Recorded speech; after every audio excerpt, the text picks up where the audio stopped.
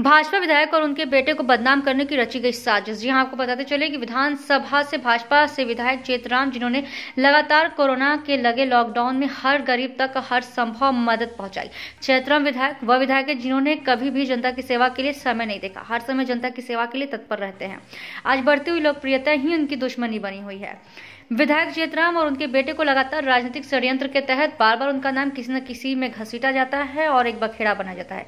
इस संबंध में विधायक चेतराम ने कहा कि हमारी छवि धूमिल करने के चलते, प्री प्लानिंग के चलते लिखाया गया मुकदमा। महोदय, जैसे कि कल की घटना पे आज हम फेसबुक देख रहे हैं और जो चल रहा है वो बहुत ही हमें नहीं पसंद आया कि एक पक्ष को जानकर उनका लिख दिया गया। तो हम आप लोगों के माध्यम से बताना चाहते हैं कल का वाक़या। हमारे पिताजी श्री चेतराम जी जो पुवाया से विधायक हैं, मैं उनका सुपुत्र नीरज कुमार। हमारे पिताजी आज 5वीं बार विधायक बने हैं, एक स्वच्छ छवि के व्यक्ति हैं, सब जानते हैं। और हमारे कुछ विरोधी, आप जानते हो विरोधी होते ही हैं। विरोधियों की साजिश कि ये कैसे भी अगली बार कामयाब ना हो पाएँ टिकट से लेके वोट तक। तो हमारा वोटर इतना बेवकूफ़ नहीं है, वो जानता है श्री चेतराम जी की छवि को, नीरज कुमार की छवि को। हमने भी वर्क किया है, करता रहा हूँ। कल का वाक़या बताता हूँ। कल मैं अपने आशीर्वाद भवन, जहाँ हमारे पिताजी समस्याएं सुनते हैं जनता की, वहाँ से हम रात के 9 बजे करीब लौट रहे थे। साजिशन कुछ ऐसा हुआ कि हम नहीं समझ पाए कि ऐसा आखिर क्यों हुआ। 4-5 व्यक्ति, यही पड़ोस में हमारे कार्यालय और घर के बीच में 100 मीटर की दूरी है, 100-150 मीटर की दूरी है। तो रास्ते में वो घर के करीब बैठे थे, दारू पी रहे थे। तो हमने उनसे पूछा, भाई कैसे, आप लोग क्या कर रहे हो ये? तो बोले क्यों? हमने पूछा कहाँ से हो? कहीं नेपाल से। अच्छा एक बात बताइए, 2 आदमी हम पे दौड़े, 2 आदमी हम पे दौड़े। हमारे साथ में हमारे दोस्त लोग भी थे, ध्रुव शुक्ला भी था हमारा दोस्त, प्रत्युल काला भी था। ये हमारे दोस्त थे, इनने जैसे तैसे बीच बचाव किया, धक्का मुक्की हुई। और हम जब तक गेट तक आ पाए हैं, वो सब आपको वीडियो में दिख रहा होगा, हम गेट पे आए हैं, पीछे से 4 गाड़ियाँ और आईं जो साइड में खड़ी हो गई। उसमें से 10, 15, 20 लोग उतरे हमारे दरवाजे पे उतरे हैं। कैसे वो ईटा, उनका एक समर्थक प्रयास कर रहा है और उसको फिर वो रोका जा रहा है कि ऐसा ना हो। हमें ये बताइए, हमारे दरवाजे पे आके अभद्र भाषा का प्रयोग किया गया। आज आप कहते हो चलो आपने FIR लिखा दी रात में, ठीक है, हमें तो नहीं पता था आप क्या रात में कर रहे हो, क्या नहीं कर रहे हो।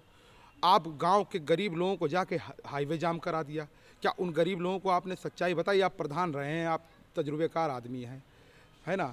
आपको ये जिम्मेदारी बनती है कि सच्चाई का साथ दो। प्रधान जी, हम जानते हैं ये जो आपने दुकानें बनवाई हैं, जो ज़मीन ग्राम समाज की आपने कब्जा करी है, मैं माननीय जिलाधिकारी महोदय से भी बोल के आया हूँ कि इन दुकानों की जांच कराई जाए, सब सच्चाई सामने आ जाएगी कि कैसे क्या है।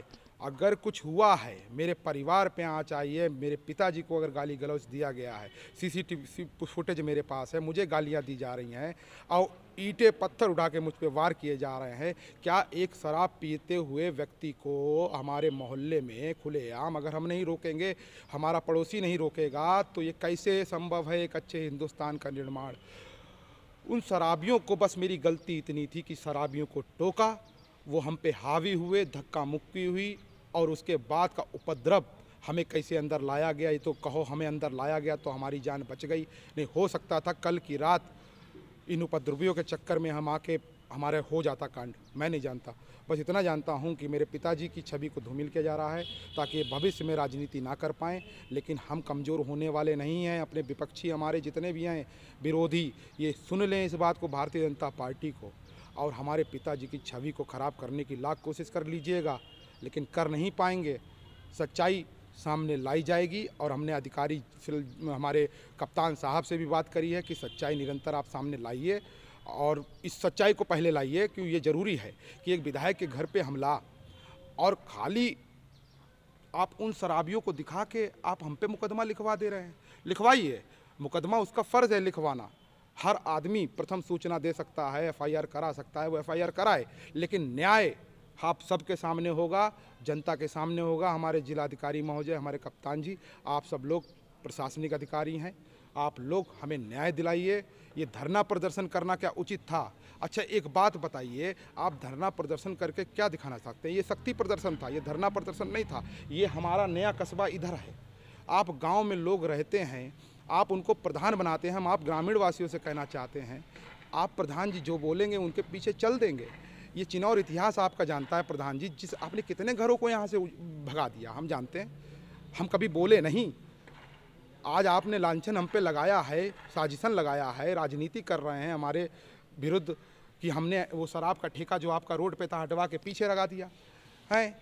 ये आपके यहाँ धांधली होती थी, हमने बंद करा दी। ये सब ठीक नहीं है ना।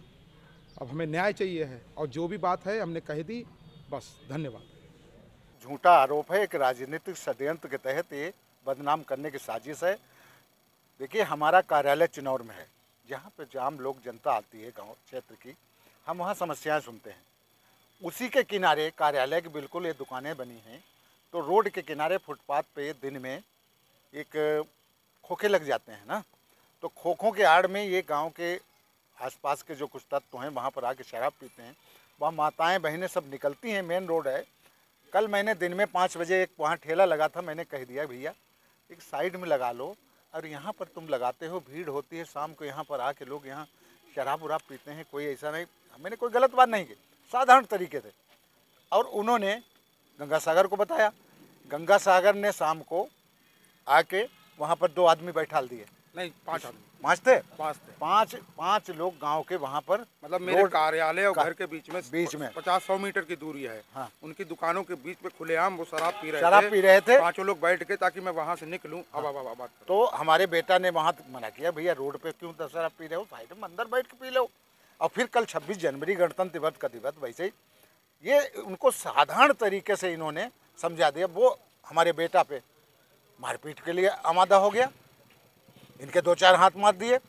बचाव में एक आध इन्होंने भी फिर हाथ चलाए, ये अकेले थे, वो 7-8 लोग थे। तो उसके बाद रात में ये पूरा राजनीतिक साजिश के तहत पूरे गांव में इन्होंने 10-20 लोग बुला के और मेरे दरवाजे पे आके नारेबाजी करने लगे। मैंने समझा के भेजा, हमने देखो आराम से जाओ, कोई बात नहीं, इस चीज़ को आप बबेला बना रहे हो ना। अगर कोई सही बात कही है, बेटा ने कही है, तो गलत नहीं कहा। दिन में 4 बजे मैंने भी कहा था कि यहाँ खोखा लगते हैं, रोड गिर जाता है, ये रोड सार्वजनिक है जनता के लिए है। अब आप रोड के ऊपर खोखा लगा के वहाँ पर आप शराब पिलाते हो, ये गलत बात है। यह असामाजिक है, जनता के हित में नहीं है। कोई मैंने गलत काम नहीं किया, एक अच्छी बात कही, और उसको इन्होंने एक राजनीतिक षड्यंत्र के तहत ये एक तमाशा कर रहे हैं, रोड जाम करना, ये वो। कोई इसमें सच्चाई नहीं है। ये बिना मतलब में एक हमको बदनाम करने की एक गलत साजिश है। और रात में भी आने के बाद में मेरे पास वीडियो रिकॉर्डिंग है, जिसमें वो आ रहे हैं। हाँ। उनके पीछे जो उनके लड़के हैं, अद्धे लेके दौड़ रहे हैं।